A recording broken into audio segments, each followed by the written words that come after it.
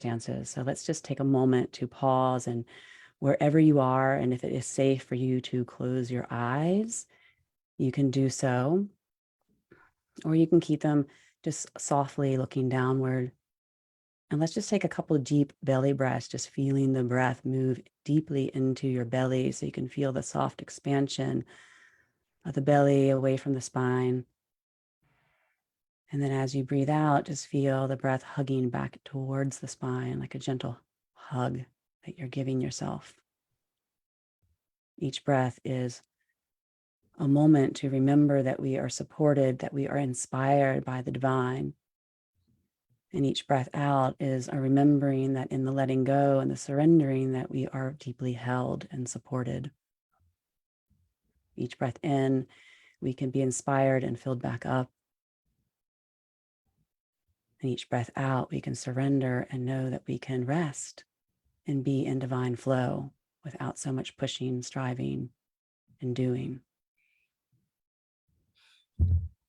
So in this moment, just go ahead and make yourself known to your body, to your emotions.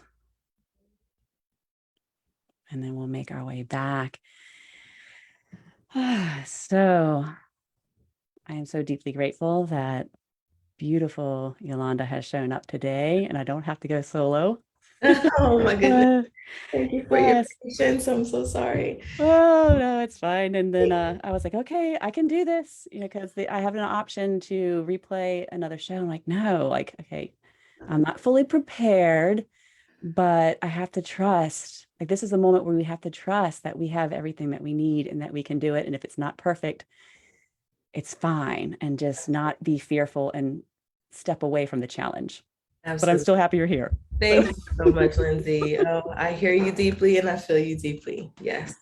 yeah. So let me introduce you to our audience. So, Yolanda Coles Jones is also known as the Calm and Thrive coach. I mean, can you imagine what it would be like to thrive and be calm while you're thriving?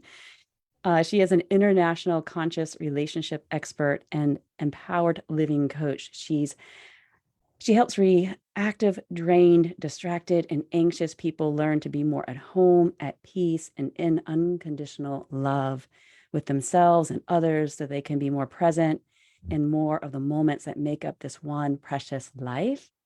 And what I personally love about Yolanda is her presence. She shows up with this amazing, powerful presence. You can feel the sense of calm in her. And we think that power always has to be this, like, almost like this pushing and this aggressive, like, take over kind of energy. But Yolanda has this ability to be in that room, take up space, but allow others to have their space as well, too. And it just gives you this beautiful sense of like, oh, I can be held, be myself without judgment, so that I can start to unravel all the things I need to unravel in a really safe space. So I love you for that, because it's just palpable before even the first word comes out of your mouth. But when the words come out of your mouth, oh Lord, they're powerful. They are so powerful and poetic. And I'm like, I just want to write everything down. I want to be Yolanda. I truly give thanks. Thank you for all of that commentary. And as I'm sitting here in this moment, I'm actively, you know, noting, and I'm hoping our conversation will go this way, how actively embodying the teachings, because being calm and being grounded and holding space for yourself and others doesn't mean that life is not actively No. doing all the things that life can do and does, just very dynamic, and being able to embody that discipline of presence and awakeness and zooming out in the midst of it all is truly why it's so important to me to be in a space like this one with you right now.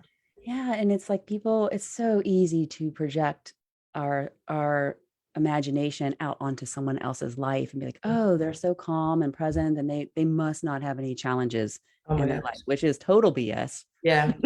Absolutely. And what you said is like, it is a disciplined practice.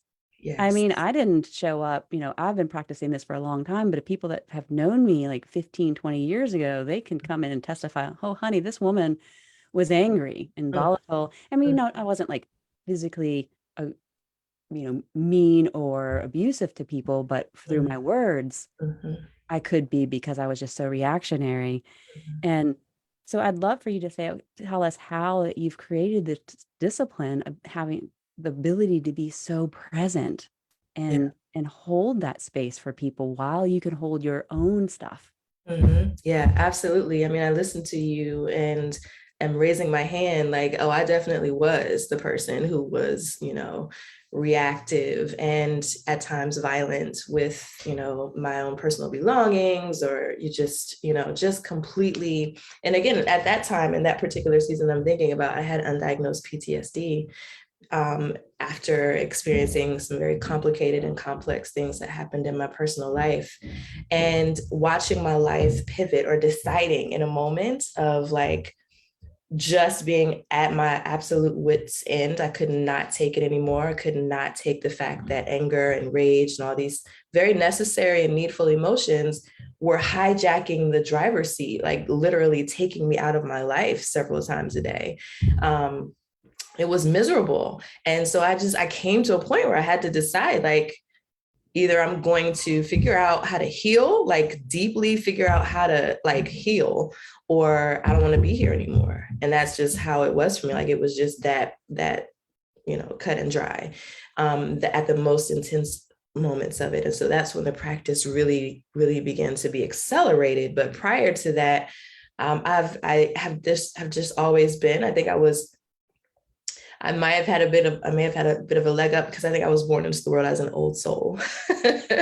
I came through as someone who was very like, I just observe a lot of things and watch and study. I've always been that way, asking a lot of inward questions, just contemplative. Like, that's kind of always been the way that I've been.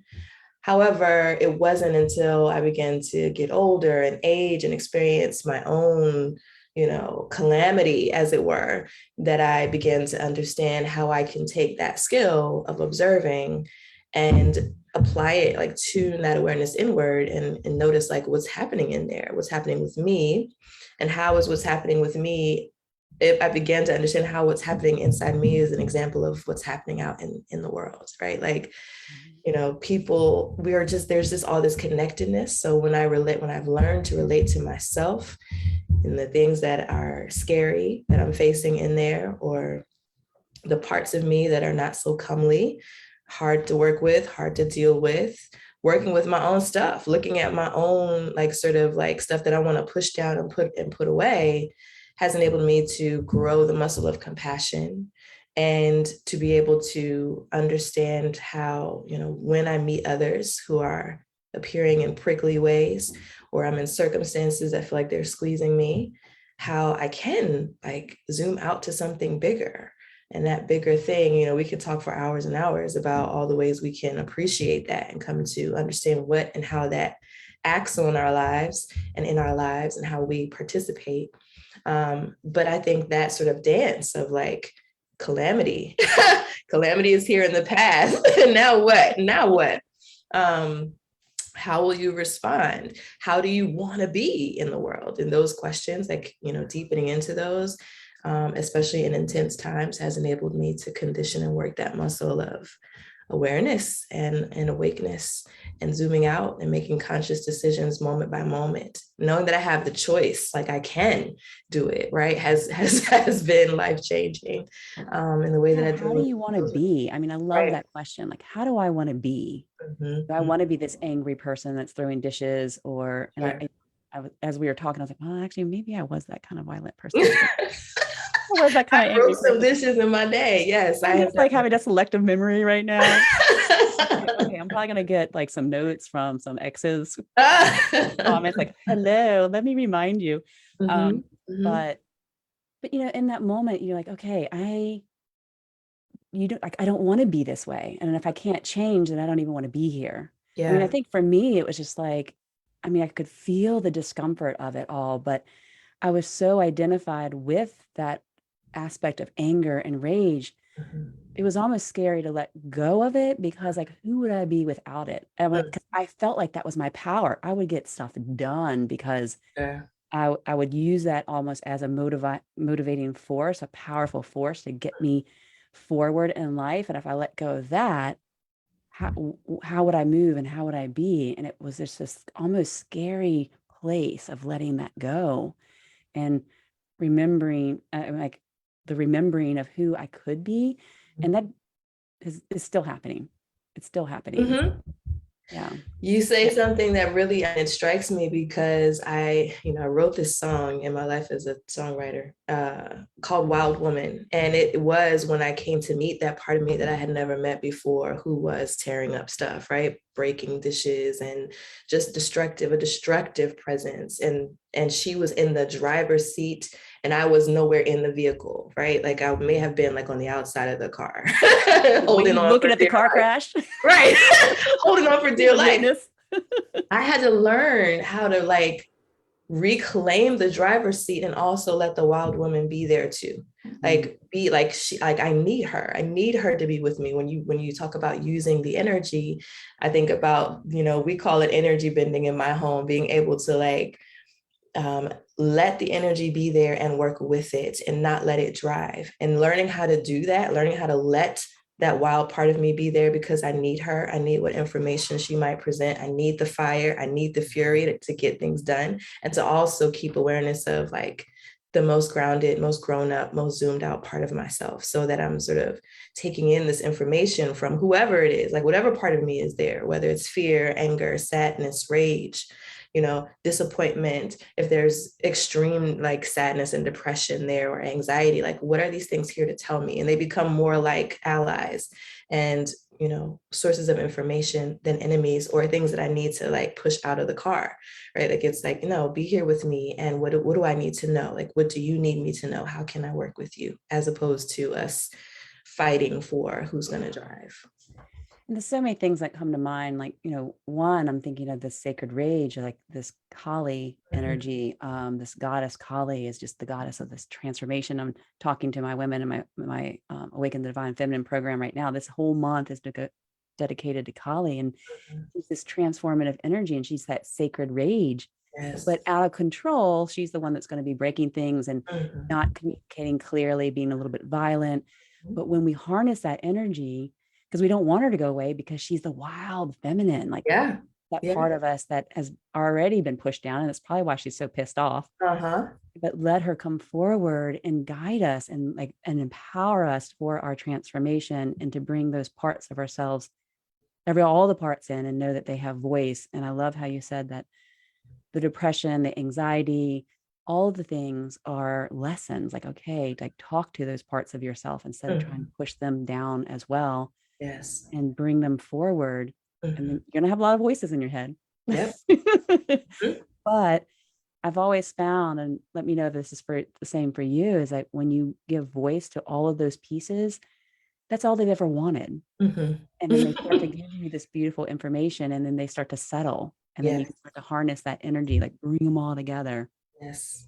Absolutely. 100%. I mean, integration and that, a lot of that deep work for me in seasons needed to happen with support. But I learned in that work, how to do it for myself, how to keep doing it for myself. And it's an active, ongoing, you mentioned earlier, it's an ongoing practice. And the more we do it, the more we change the way our brains are wired. So it comes online. We don't have to work as hard because we have this new mapping that happens, neuroplasticity, we even bring science in, right? Like, I mean, all of this is founded. And I know as a person who has lived it, that it works. Absolutely.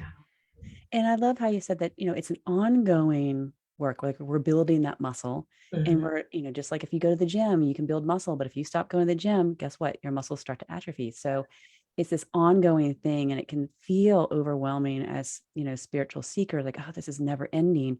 But like you just said, it does get easier because you're building the neuroplasticity, you're building, like you're pulling those parts together, and therefore you can meet those challenges with more calm and presence.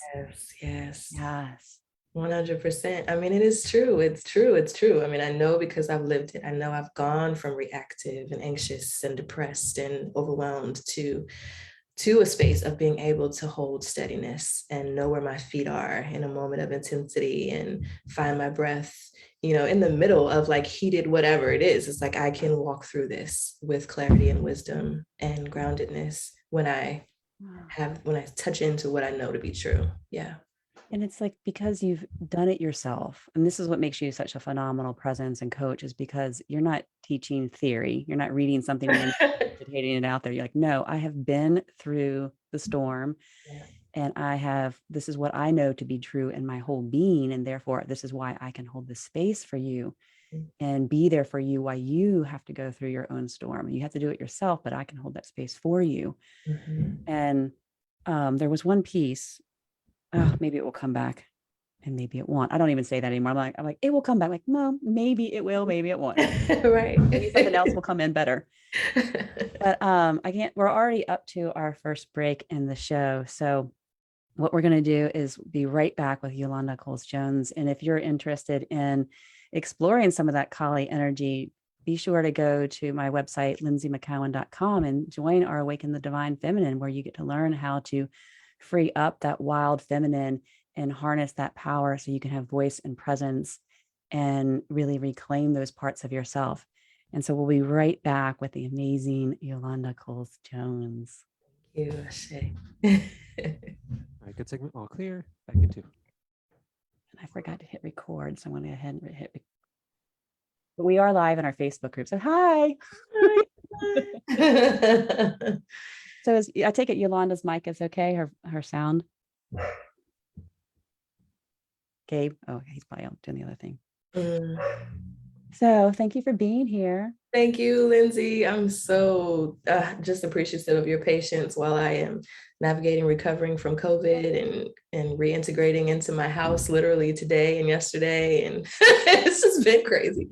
So thank you so much for your patience. Of course. And I think that's important for everyone that's like watching in our Facebook group, is like, still showing up, and you can still have this amazing presence about yourself. And even though there's that chaos, like, okay, I'm just coming out of COVID, and here I am, I'm out of, lockdown. Yeah, literally within the last several hours, folks. So, so yeah, and that means that life is just imagine. I heard someone say once, like leaving work for a day and you come back and you have like hours of work left, like just piled up because you weren't there. Like that happens actively. I have 4 kiddos, and I'm a business owner as well, and so I'm actively in the chaos too, and it's possible to hold steadiness even in the midst of all of that. Yeah. Yeah. Thank you so much for showing up, right on the heels of COVID, because I know, so it would have been like, for me, if myself 10 years ago, I would probably be like, no, I can't do it. I have to do it, because I wasn't completely ready. It wasn't perfect. Perfect. I can't do it. Scary. Yeah, no, not having to be perfect is part of my like clarion call. Like it is for right now. It is like, this work is for right now. It is for the crazy. It is so that in it you can make clear decisions. You cannot control all the things happening out here. And even in the physical body, I couldn't control like how fast COVID was going to move through my physical body, and being able to be present to all of that, and also present to other things too, zoomed out. I keep saying that, zooming out, like this is here, yes, and sorry to jump yeah. in. We are coming back. Okay, we're gonna have to be quiet for a second. Okay.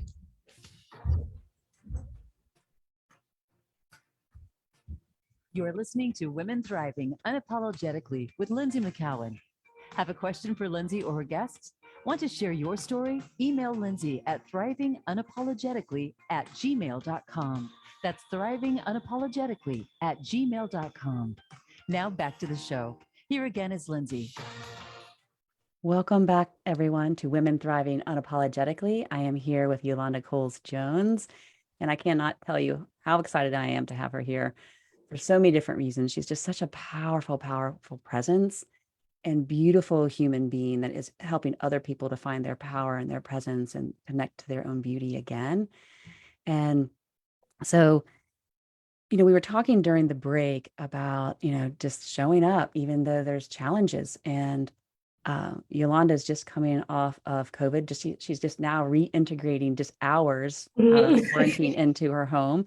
And Mhm. so, um, and you always are so honest about the journey that you're in. Like share with everyone, and this was makes you so relatable, and people can trust you because, like, oh, she's doing it. She's not perfect, and she's still being able to show up and be calm and present. And I would love for you to tell us, like, well, first of all, like for me, like part of this show and creating it, like the thriving piece, like we always think that that's just, lots of money and we're Mhm. prospering and we're achieving our goals. Mhm. But one of the definitions about thriving is that, okay, we are moving towards our goals in spite of circumstances and Yeah. challenges. So tell us, besides, COVID kicking you in the pants and making all the work pile up on you, what Uh-huh. are some of the challenges that you're navigating right now, and yet you're still feeling like you're thriving? Or are you not feeling like you're thriving right now?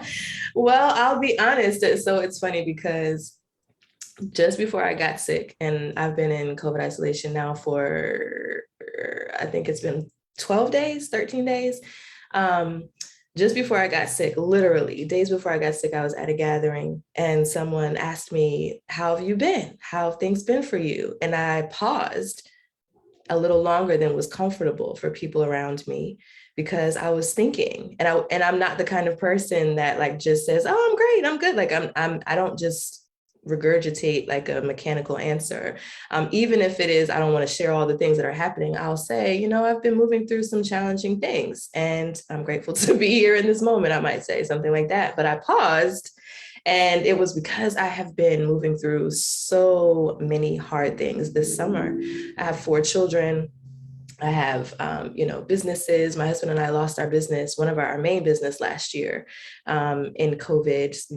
We've had so much loss and a lot of grief and a lot of change and a lot of things coming to the surface with each of the humans that live in the home with us, 4 children, husband, animal beings. Like there's so much transitioning happening in the midst of just the navigating of this global health crisis and all the things that it is trickling down to impact.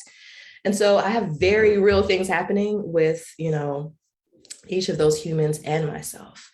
And so, I also have a very clear, devoted care practice for myself so that I don't show up in the world and pretend. Even the work of like trying to pretend that everything is okay, right, is a kind of labor. It's a kind of violence Yeah. I find to myself because it's like I'm ignoring the fact that I may not be okay in a moment, right? So, not being okay and loving myself through the not being okayness and getting support for myself in all the ways that that has looked, whether it is reaching out to a trusted friend or reaching out to a therapist or doing reaching into my medicine bag and making sure I have somebody in my ears who is like grounded and inspired instead of like a whole lot of stuff that causes me to spiral down as opposed to spiraling up, even if the spiral up is slow.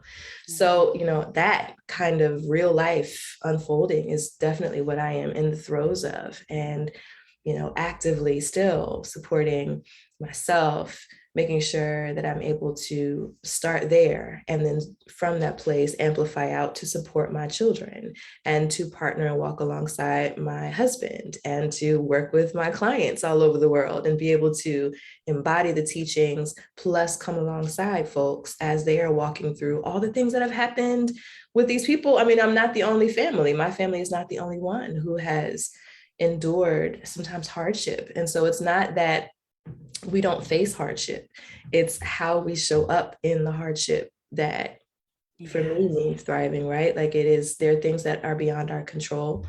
And to be able to be present in a storm with awareness of a kind of centeredness so that you don't get stuck or caught up or swept away in all the things that are happening has been something that begins with this deep, deep, deep awareness of core being and deep love for self and mercy and compassion and patience, decidedness, right? Okay. Conscious decision. What'd you say? What's that? What's patience? With myself, right? Like deep, deep, like showering and lathering on so much patience and compassion for myself. And then that enables me to, in my communities, we call that the overflow effect, inside the empowered people ecosystem. And, when you do that kind of intentional work and love, I call it love work, because people hear work and they think, oh, you're just constantly just like trying to improve yourself. No, like it is, you are loving yourself, even when it's hard to get up in the morning and you might sleep instead of getting up to do that meditation. Like, and that might disappoint a part of you. It's being able to be patient, even with all of that self-judgment, and noticing it and saying, oh, all right, here I am.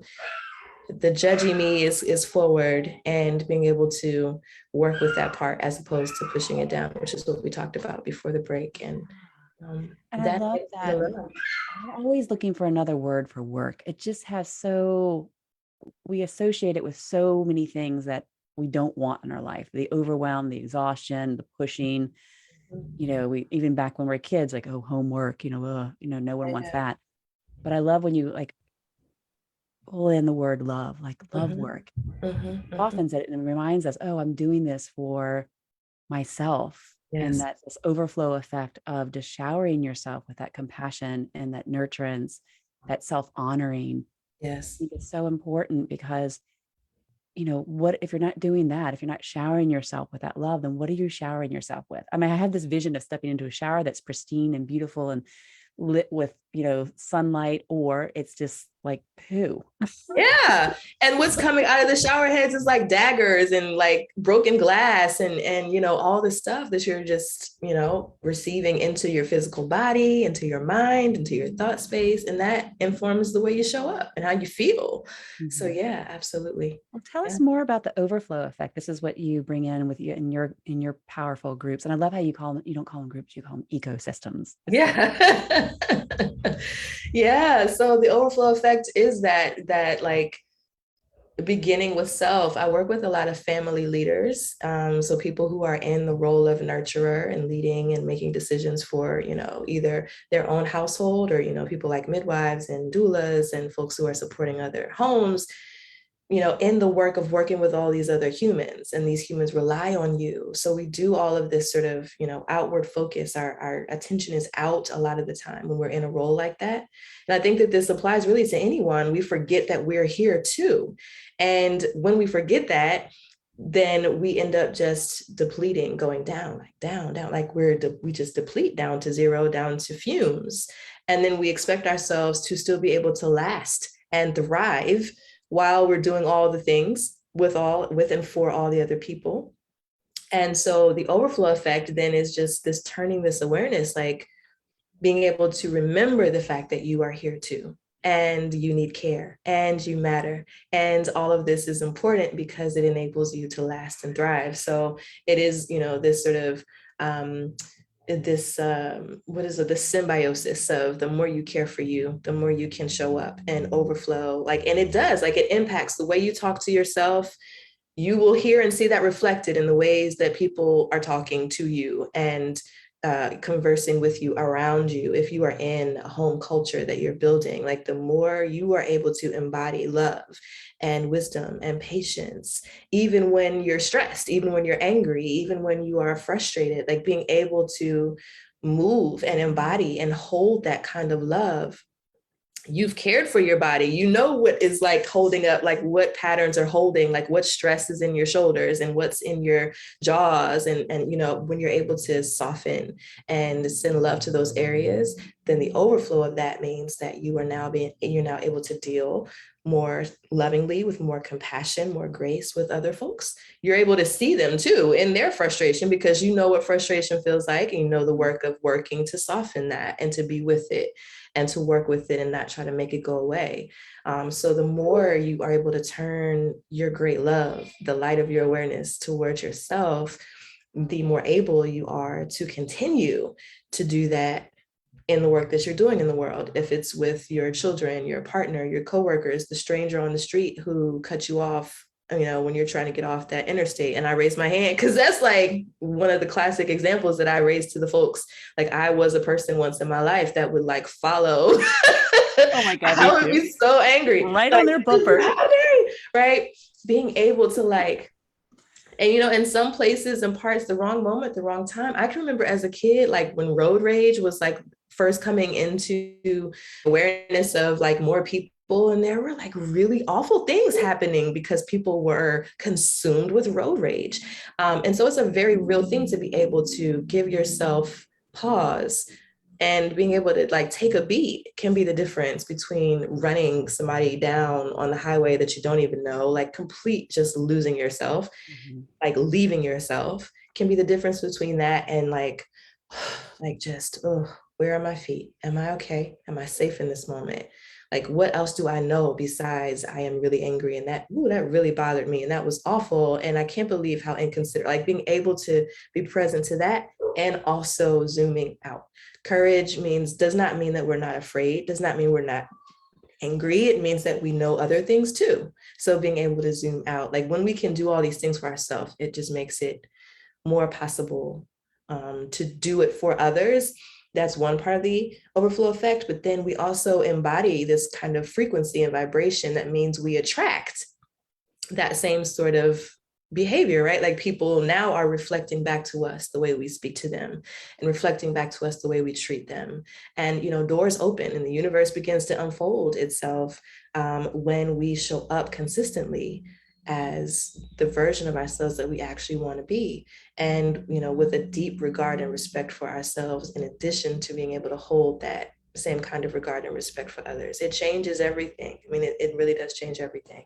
Yeah, and I just want to reiterate this because I don't think we can say it enough, as it has to start with ourselves. And it's so difficult for, householders to really embrace this concept because they're just buried in the busyness and the to-dos and all the things.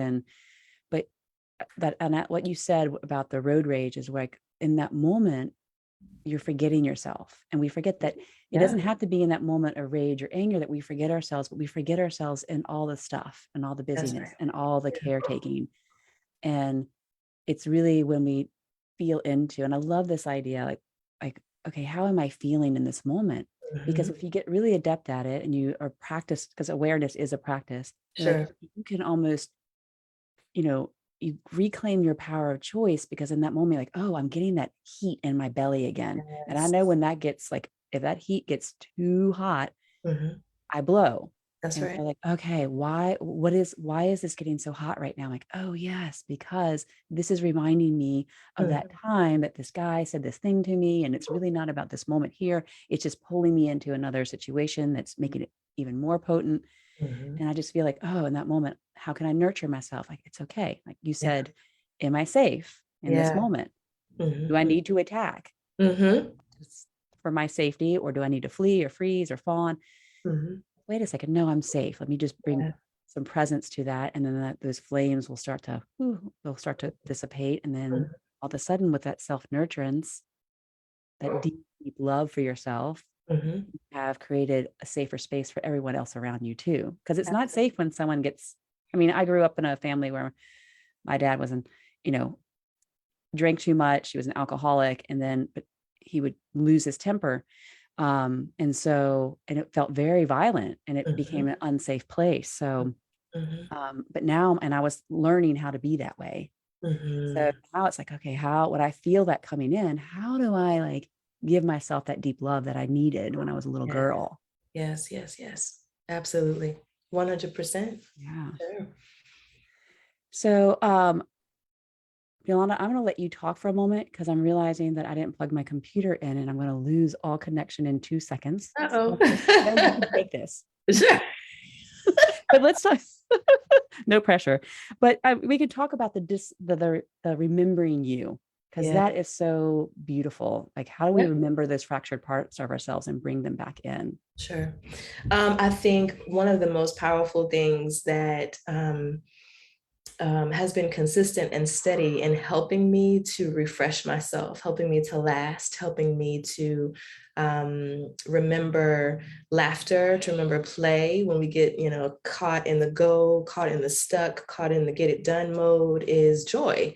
And, that is like the first author that brought that back to my awareness is, I think her name is Sabrina Gandhi. I don't know, I might be saying her name wrong, but the book is Sacred Pampering Principles. And in that book, there are these exercises. There's this beautiful explanation of joy and the power that comes from having direct to you joy, not just, not, you know, even though it's powerful to witness somebody else's joy, you know, we witness other folks in their joy, but what is it that brings us joy? And being able to go back to those things, remembering what we did when we were kids that like we could just do forever and we forgot what time it was and we had to be called away from it. Coming back to those things in our adulthood, remembering those things helps to give us a little surge that, you know, sometimes it can be just a little teeny shot and sometimes it could be a shower or bathing ourselves in joy, and that enables us to keep going. And to remember, like, also, like, we are not just this person who has to get things done. We're not just this person who has to watch the clock, or this person who is all grown up and boring and stale and dried out and gray. Like, there is this color that comes back when we can remember joy, and keep that with us. So I think that's one aspect of a really important way to remember who we are and that we're here too, is how we came earthside. Like, that hasn't gone away. We've gone through things. Those things have attached themselves to us in various ways, but that part of us who was there always innately is still there. And when we can come back to that, find our ways back to that, we find our Remembering ways home. joy. And, you know, as an adult for a long time, it was very difficult for me to be like, oh, what do I define as fun? Like, what brings me joy? And I would always try to think back into my younger years. Like, it doesn't feel like that applies now. So I'm like, all I have to do is just change my perspective. Like, what brings me joy now? What's a joyful moment for me now? You know, the slip and slide maybe might not do it now for me. Maybe not. but I like how we can remember that and bring that memory back in, because when we remember something, we bring the emotions back in. And we know Sure. this because if someone's hurt us and we think about that situation, we can feel that pain. But using that the power of our memory to bring in those moments of joy, even if we can't get outside and go down the slip and slide, we can bring that back in and remember that joy and bring that in. Because for me, and my understanding is that joy is one of those emotions that are the closest to universal consciousness, to the divine. And then we're in that resonance, of the divine. And then everything's flowing so much better in that moment. Absolutely. Yeah. So we're up to our second break already. Like, Yolanda and I could seriously like talk for probably days. Yeah. I Long have this time. vision of doing a retreat with you. So I'm just throwing that out there for everyone to hear and be my witness. Okay. Tell me more. Tell me more. I love a retreat. Yeah. So we're going to take our last break of the show. But if you want to drop some questions for Yolanda, she's going to be hanging out with us for a few moments after we end our live show. And we're going to stay on in the Facebook group, which is Women Thriving Unapologetically. So you get to ask your questions there and we'll answer them real time. But so don't go anywhere. We'll be right back with Yolonda Coles Jones. Thank you. All right, good. We're all clear. Back in 2. Yeah. I was like, I'm trying a new setup right now because my back has been really bothering me. So I got this stand-up desk and I didn't test it for, you know, the setup for the show. And so this morning, last minute, I'm like, this is not working. I can't stand. I mean, it's a thing right now. Oh, no. And so in doing it and changing all the things, I kept unplugging the computer and plugging it back in. And then I forgot to plug it back in. I'm like, you see that little red thing, like, oh, heck, this might not. Well, we work with it. We work with it. All is well. So thank you for really like being able to just jump in there. Sure, no problem. But yeah, when it's in you, it's just in you. So yeah, it's true. It is so true. Yeah. And that's why, like, when I was like, okay, if something's happened and Yolanda can't be here, like, that's why I was like, okay, I just have to remember it's in me. Just have to breathe and let it flow. Always ready. Always ready. Yeah. When you don't think you are. So, yeah. So we have one more segment. There's so much to talk about and so many things we would like to talk. I'd love to ask you, but what really wants to come through you for this last segment? What would you really like to share with our listeners? Yeah, I don't know. I just keep thinking about pacing and being aware of that core core self as you move through whatever is presenting along your path, whatever it is, and being able to bring that awareness to the soles of the feet, and awareness to the breath, and awareness to the imagination of, spaciousness around even whatever is here. Just imagining breath going to that, and knowing that you have agency in that moment to choose how you will respond, what your next thing will be, your next move will be. Yeah. You don't have to be overwhelmed and overcome by the things, even though it feels like it. Yeah, coming back. Maybe we can just go through the steps of that. Like, what's the first step? And like, just Sure. so our audience can hear, like, let's do this step by step so they have something to take away. Yeah. You're listening to Women Thriving Unapologetically with Lynsie McKeown. Have a question for Lynsie or her guests? Want to share your story? Email Lynsie at thrivingunapologetically@gmail.com. That's thrivingunapologetically@gmail.com. Now back to the show. Here again is Lynsie. Welcome back, everyone, to Women Thriving Unapologetically. You're here with me, Lynsie McKeown, and Yolonda Coles Jones. We're having an amazing conversation about remembering you, how to really remember who you are and what's important to you in the busyness of your life. We have, and so many more things we've been talking about, but I was asking Yolanda during the break, okay, what do we really want to bring in? What do you really want to bring in here at the last piece of this portion of the show? And Yolanda mentioned that this about pacing ourselves, and I talk about this too. I call it honor your pace. Like, how do we just find the pace and the rhythm where we are allowing ourselves to really feel what we're feeling, to be able to be present to other people, to be moving towards our goals, to be thriving, but not being completely exhausted by the process of it. So I would love for you to share with us how you do this. Like, what are the steps? Yeah, absolutely. So I think that a lot of the time, and this was true for me too, when we talked about and understood, we heard terms like self-care, which has now been, so overly used and miseducated around. Like there's this concept, and so it becomes this thing where we just kind of chuck to the side and forget about it. Cause like, oh, that doesn't apply to me. I don't have time to sit in a bathtub, or I don't have time to go to like a week-long retreat. I don't have time for that. But then we miss the element of care. And so what does it look like? Like, how can self-care be free?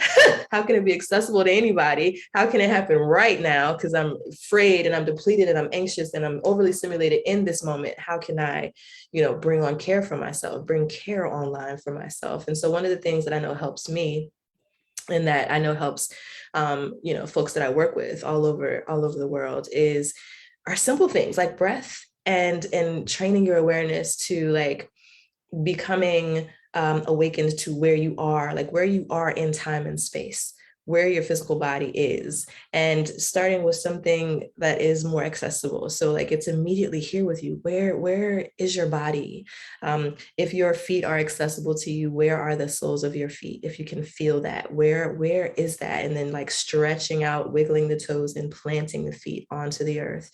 Literally imagining like a kind of like laser beam sort of like shining on the base from the toes down to the heels, and sort of scanning back and forward and realizing where you are. I did this one time in an airplane during turbulence and was like, oh, wow, it works in the air.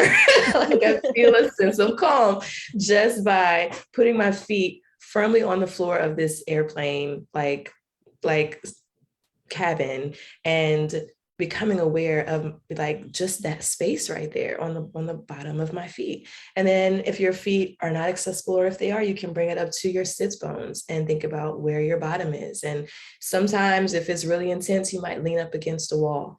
You might like put your whole body down on the floor. Like, I mean, there's so many things that you can do in the heat of it, in the most intense moments, right? To come back to your body. Often we leave ourselves, our thoughts just take us spiraling forward or spiraling backward. And we forget that there is this piece of us, which is right, who we are, where we are, that is just right here in the now. And if we can send as much awareness as we can to what is happening right now with our physical body, some teachings, some traditions call it the temple. Where are you? Where are you? And the more awareness you can send to the soles of the feet, to the sits bones, to like, you might gently sort of, touch in lovingly onto your arms or your wrists or your forearms and squeeze just a little bit so you can become aware of where your bones are. Where's your spinal column? And, you might even, if you feel intuitively led to move just a little bit, like coming out of linear sort of rushing ahead thinking and stopping to bring some nonlinear movement into the body and just arriving fully into where you are. And you might just notice without interruption, air moving in and out of the body. So, where do you feel it? Is it at the nostrils? Is it at your shoulders? If we can just turn our attention to these things that are supporting us while we are in the midst of the chaos, while we are in the midst of the stress, what are your hands doing?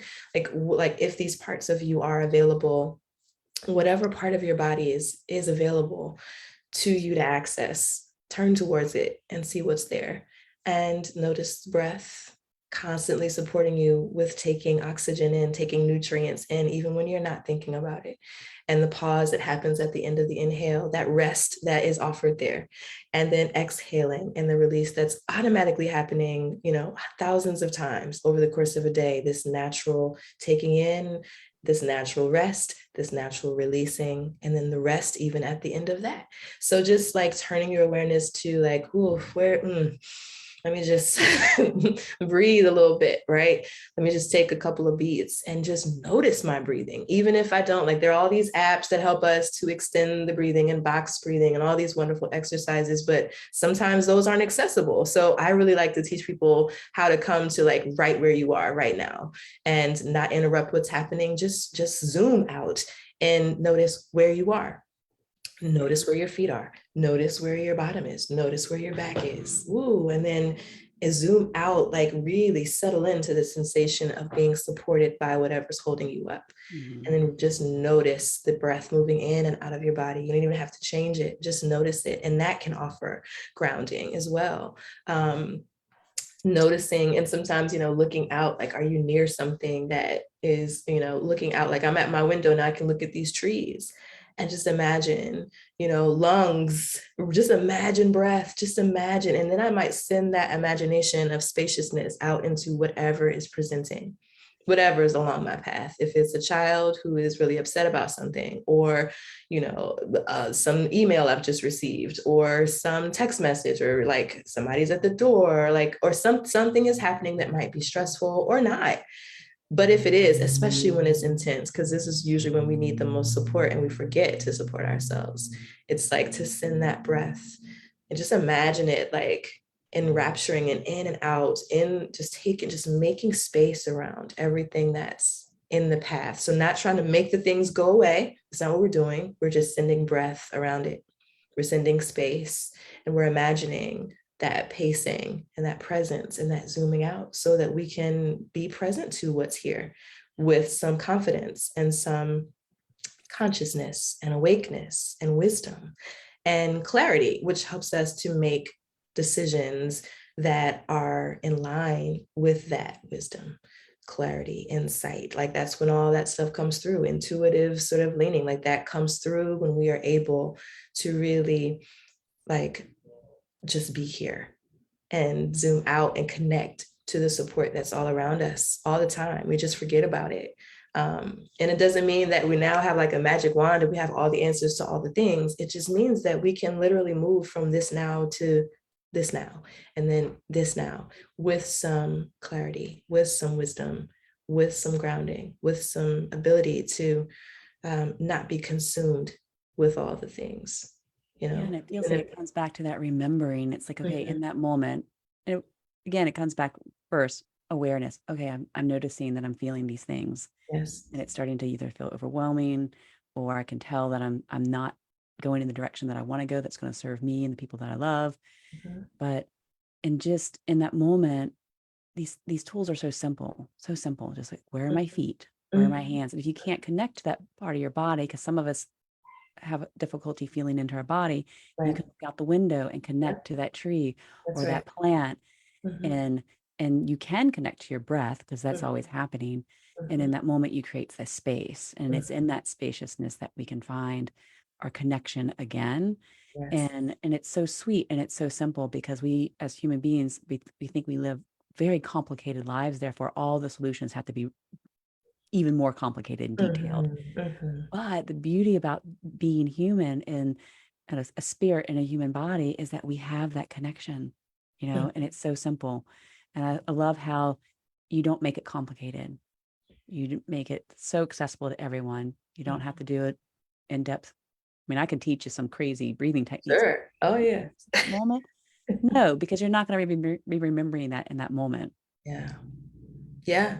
I mean, and I think that, you mentioned, I think learning how to do all these more advanced practices helps with the conditioning that we were talking about earlier, Exactly. right? Like that helps us to really like curate a really like incredible medicine bag. And I think that sometimes too, especially if you're new to, becoming aware and you're just building this practice of self-awareness, so it can really help you to not have to think about too much. And if it's not already in your body, if it's not already in your like, subconscious sort of like coming up without you thinking about it, then it really is just, earth, air. Mhm. Let me have a sip of water, like, and that can help my muscle, my brain, like switch over into awareness of something else. Like, how does this feel in my mouth? How does it feel going down my esophagus? Earth, air, water. Being able to use these very simple elemental things to bring your self-care and bring awareness back to you so that you're here too. Hey, you're here and you can support yourself in even these small ways, and then they can amplify and get bigger and bigger and bigger. And then you feel really supple because this has become your practice. And on and on, moment by moment, day by day, week by week, season by season, you bring these things online and enables you to keep supple. So yeah. Yeah, I love that moment by moment, day by day. Mm-hmm. And then, simple remembering of earth, air, water, Mm-hmm. because, I'm not going to remember some complex breathing technique when someone's really activating me. Yeah. But because I've done all those things for such a long time as a disciplined or devotional practice, then in that moment, as you mentioned, it's already there in me. So all I have to remember is earth, air, water, breathe, and breath, and Mm-hmm. breath. And then it becomes, and I'm much more aware of that moment and how I am, and I can shift into a way of being Yeah, instead of reacting or doing. And absolutely. so, I really want people to be able to connect with you, Yolanda. So tell us, how can all of our amazing listeners connect to you and just get that shower of wisdom that you so offer up, willingly and so generously? Sure. Thank you for the question. So right now, a lot of the work that I'm doing is happening inside my Facebook group. So Family Leaders Who Love Well is the Facebook group name, and it's free to access. You just need to answer a couple of questions so we know you're not coming in there with the Family wrong. leaders that love well or live well? Love well, Love well. Love. Yes, Okay. love well. Family leaders who love well. And I also have a podcast, Empowered People Each Day. It's available on all platforms. And at any of those places, you can find ways to access me directly. So you'll find links to my Instagram, YOLONDA_J, Yolanda J. And yeah, those are the best ways to find me. Absolutely. Yeah. And I have to say, you always have such great content. I always follow you on Instagram, and I do listen to your podcast. There was one thing about this podcast that I listened to that so wanted to ask you about today, but maybe you'll come back on to the show. The whole about Don't Call Me Superwoman. Oh, yes. That's such a good one. That's a good one. So go listen to Yolanda's podcast, Don't Call Me Superwoman. Yes, I'll do it. Respectfully. Yeah, please don't. I know people mean it in love, but it's yeah, there are many reasons why it doesn't work. So yeah. Yeah, so you can go listen to that since we didn't have a chance to discuss it here. And maybe we'll discuss it in our Facebook group here at the end of the show. But we are already here at the end. So thank you for being with us today, Yolanda. You're so amazing. I love you so much. And I I love appreciate all the you. work that you're doing in this world. Thank And you. so for those of you that are listening now and on the replay, just know that we go live every Thursday at 10 a.m. Eastern, 7 a.m. Pacific, here on the Voice America Empowerment Channel. So please follow and be with us next week. And in the meantime, if you have any questions, you want to connect, you can connect with me at lynsiemckown.com or thrivingunapologetically@gmail.com. So I look forward to next week. And until then, many blessings and much love. Yes, great piece. All right, terrific show today. All clear. All right, I'm going to jump out. You both have a great day. Thank you so much. Thanks. Yay, it's by so fast. We did it. I made Yay. it. You made it. We both made it. Whoa, excuse me. And you made it the whole time without coughing. I know. I was like, oh, and look, there's that little tickle. Yes. So thank you so much. I'm just going to jump over just to check in the Facebook group to see if anybody had Yeah. posted any questions. And I have not quite figured out how to do this in a way where it's not such a lag time, but we'll see. All the tech. Let's see. It's so fun, right? Okay, no questions there right now. We have a few people watching right now, but if anyone has a question, you can for Yolanda, just drop it down there in the comment box. But is there anything that you feel like you really wanted to talk about and that we didn't get to that you would like to share with our special Facebook group? Well, I don't know that there's anything that I felt extremely pressed to share. I mean, I think that, my steady mantra, there are many, but the message, I should say, is love, is that coming steadily back to love. And that's, zooming out from many of us wake up. There's this saying, right, about choosing violence that is moving through the world, through popular culture right now. Oh, you chose violence. So you woke up and chose violence. And it speaks to this way of being that is very reactive, that is sort of like it's that fight mode where the button has gotten stuck. And I think that we aren't aware that if some of us wake up and we didn't choose it. And it's with us. It's with us because of what has happened in our life. It's with us because of the season that we're in presently.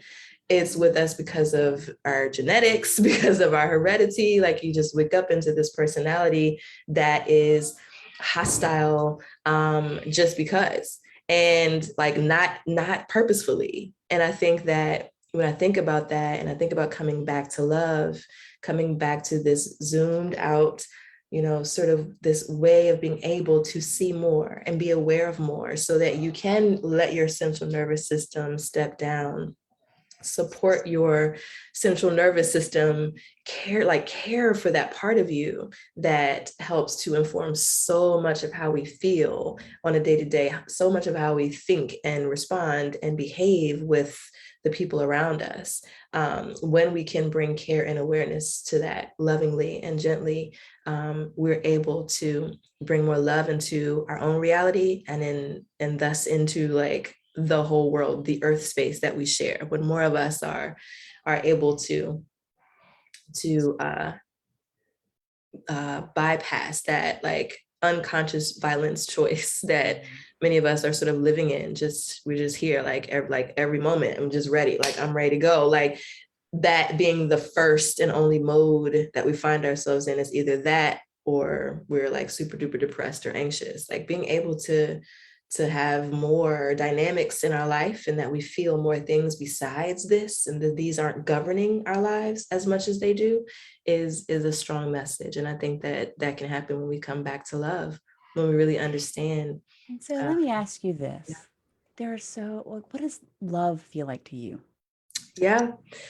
So love has this component of feeling to me, but it isn't limited to feeling. So I think if I think about what love feels like, if I answer that question directly, I think about what I feel like when I am in contact with this part of me that feels like a well that is like unending. Like there's like, the word is abundance that comes up for me, but not in a negative sort of cluttery kind of way. It's like an abundance, like the source of like grace, the source of wisdom, the source of intuitive connection, source of compassion, like space of power. Like that to me is what love feels like. And in my body, I know it as a sort of a suppleness. That's the word that I keep coming to. It's not brittle.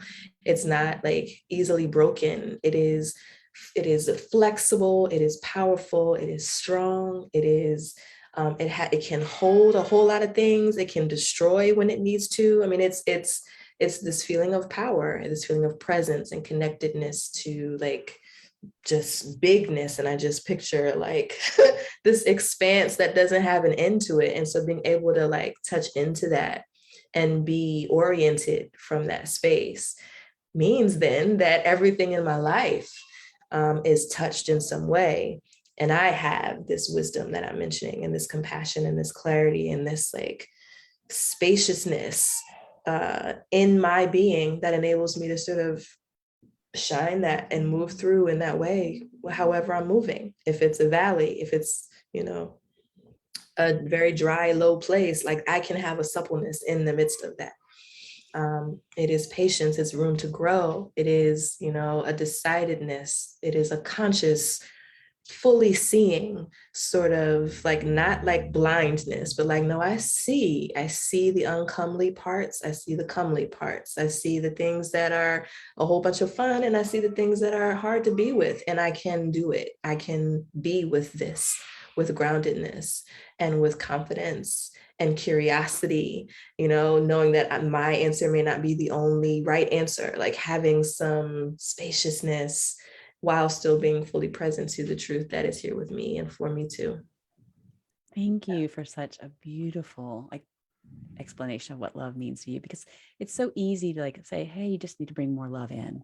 What does that mean? What does it mean to bring what does joy mean? What does fun mean? And really taking, I love what you're doing is you're leading by example again. Like, what does it mean? Like, take the time to really feel into your body what this means to you, so that in those moments you can connect to it more. Yes. And so it's just a beautiful explanation. And when you're saying that, it's like, God, it's the source of everything. That's like, what I think. That's what I believe. That's what I feel like I know. I know that that's true.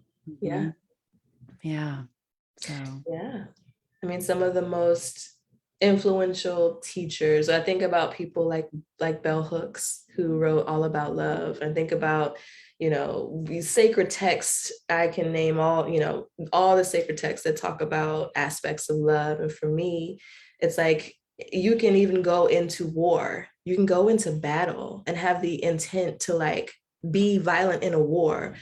And when you have an awareness of love, like when you are zoomed out, like, you know that there is a righteous kind of indignation that can take place, so that even if the matter at hand is to take a life, you know, it can go that far. Even if you have to make these really hard decisions, how can you do that in love?